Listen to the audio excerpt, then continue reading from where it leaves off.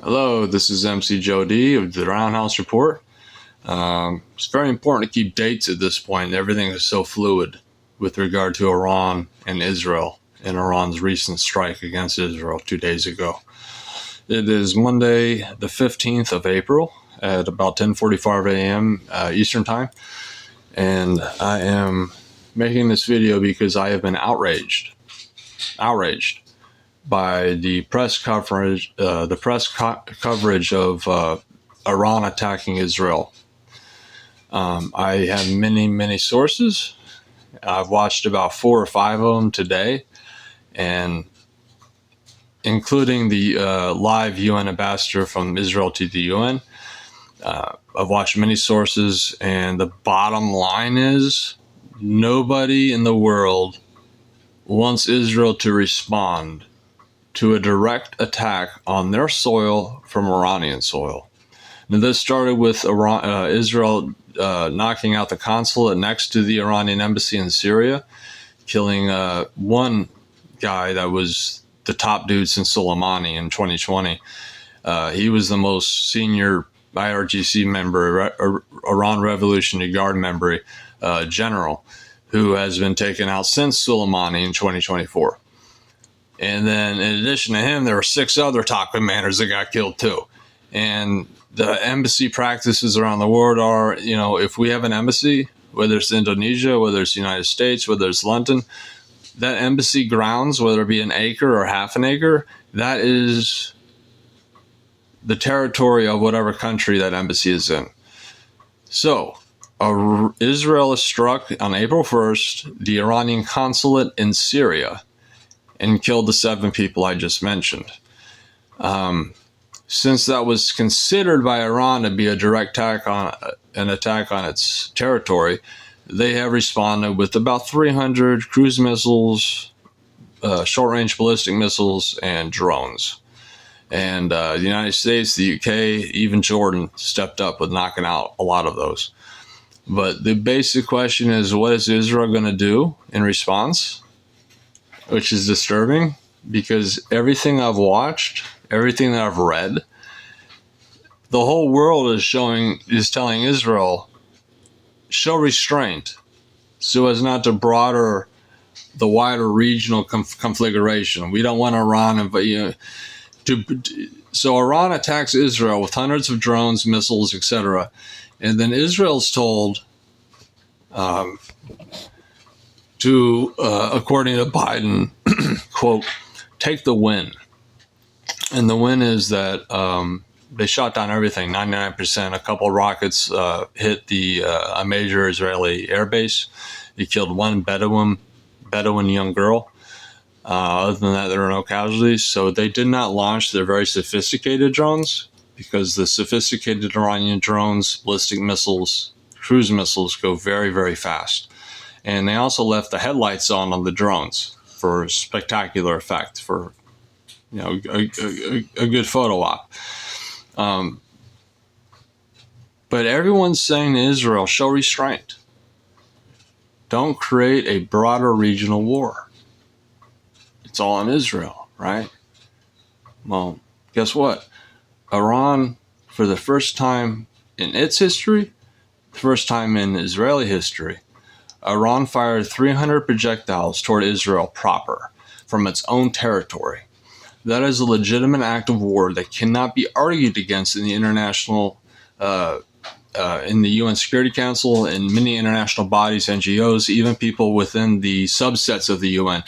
Nobody can argue that Iran, they will argue against this, but Iran is the one who opened up the regional conflict. And they're telling Israel, after being attacked by Iran, don't do anything. Biden said, quote, take it as a win, that you shut down most of them. And no, if Israel doesn't respond, that destroys this deterrence once and for all. And one thing that I watched during the live session of the UN emergency called UN regarding the Iranian strikes, it's really hard to sum this all up, but at the same time it's not, because it's a black and white issue. one nation state attacked another nation state directly. That's a casus belli for war. That's the thing that pops off the war. Now, Biden being such a pussy, he allowed, through his weakness, Iran didn't take him seriously, and he went in and attacked the 300 drones, missiles, ballistic missiles, etc. The UN, though, no one will. Now, I haven't watched the live briefing in its totality. I just watched it a little bit ago. But it seems like nobody's, even the Israelis, are not bringing up the fact that, hey, United States, if Mexico launched 300 rockets and missiles against your territory, your population centers, what would you do? Hey, France, if Germany launched 500 missiles into your territory, what would you do? No one has asked that question, including the Israeli ambassador to the UN. No one has asked that, has answered that question. No one has even asked that question. The burden is on Israel, apparently. Israel was attacked by another nation state, but they are not allowed to fight back, which is stupid. It's dumb, it's ignorant, it makes no sense. It just doesn't make any sense. For Israel to show restraint so as not to broaden a regional war, whereas Iran strikes directly into Israel, but it's not Iran's problem, it's Israel's problem. They have to show restraint to not open up a regional war. Well, guess what? A few days ago, Iran opened up that regional war with a direct attack from Iranian soil to Israeli soil. Even though most of them were shot down, it still doesn't matter. If Israel does not respond in a very spectacular way, in a very strong meaning, if they don't respond back correctly, they lose all deterrence, all of it. Their arch enemy for 20 years has been Iran. Same with Iran toward Israel. And Iran finally attacked from its own soil. So this gives Israel a perfect opportunity to go after Iran's nuclear program. Now, one thing I found interesting about the Israeli ambassador to the UN is that he almost foretold what was going to happen. He said that, now most estimates are between weeks to 6 months, generally 6 months before Iran can break out with the nuclear weapon. Okay. So Israel has tied these things together by them saying 2 weeks. I just watched this half an hour ago, live from the UN. And even he wasn't mentioning the comparisons. What if Mexico attacked Iran? Blah, blah, blah, blah, blah. But he forecast something that I don't think he meant to, which was the direct correlation between what has happened to Israel and the fact that Iran has, according to him, quote, 2 weeks before a nuclear breakout. Iran for decades has said they will not allow that they will attack Iran first.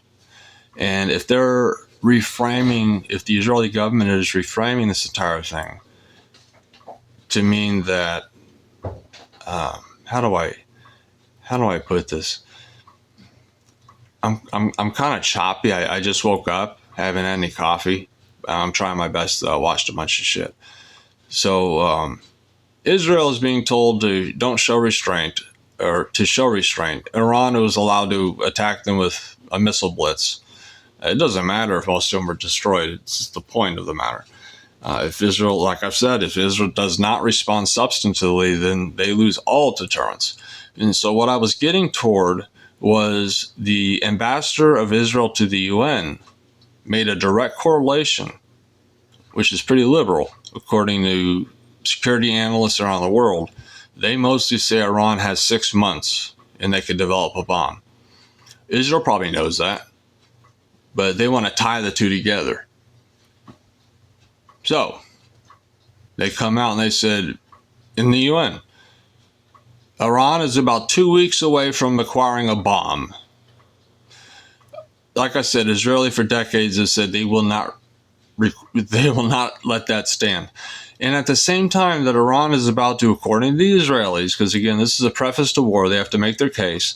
According to the Israelis, I forgot what I was going to say. But the Israelis, this is an opportunity because the ambassador directly tied the 2-week nuclear proliferation issue with the attack on Israel a couple of days ago. And what that tells me is that Israel is going to round up everything about Iran. The fact that they've been assholes for so many years, funding Hezbollah, Houthis, Iraqi militias, Syrian militias, it just doesn't stop. Israel's just surrounded. So if Israel were to respond, according to this ambassador, I don't know if he knew what he was doing. I don't know if he really knew what he was doing when he said that, but he made a direct correlation between Iran's advancing nuclear program within 2 weeks.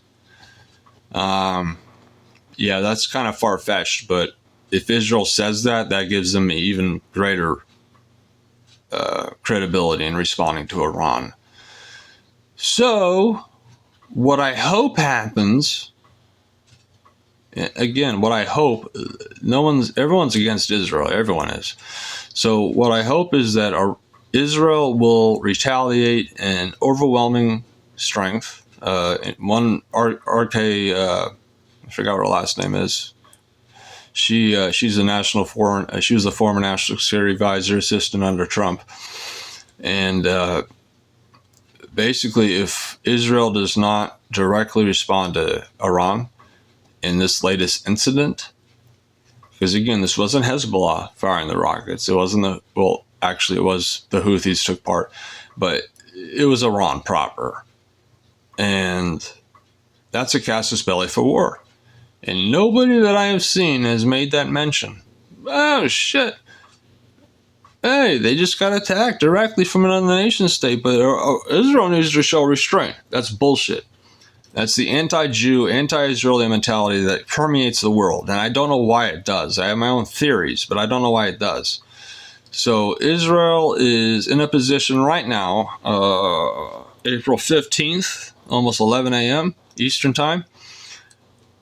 This is a beautiful thing for the Israelis because they've been wanting to attack Iran for decades, literally, and since 1979 revolution. And so since Iran opened it, soil to soil, Israel has every right in the world, literally, including every other freaking country, they have a right to defend themselves against Iran. And the fact that the UN ambassador from Israel to the UN said that they are capable of getting a nuke within 2 weeks, that makes it pretty clear that part of the package with regard to target systems is going to be their nuclear program. And I hope so. Kill their nuclear program. Nobody wants a nuclear Iran because in Saudi Arabia, it'll just domino effect. The Saudi Arabia, Oman, the UAE, they'll all push for nukes if Iran has them. So use this opportunity, Israel, to destroy Iranian command and control, IRCJ training camps, which are sprawling across Iran, and their nuclear facilities. Knock them out. This is your freaking opportunity, which you've been wanting for 20 years.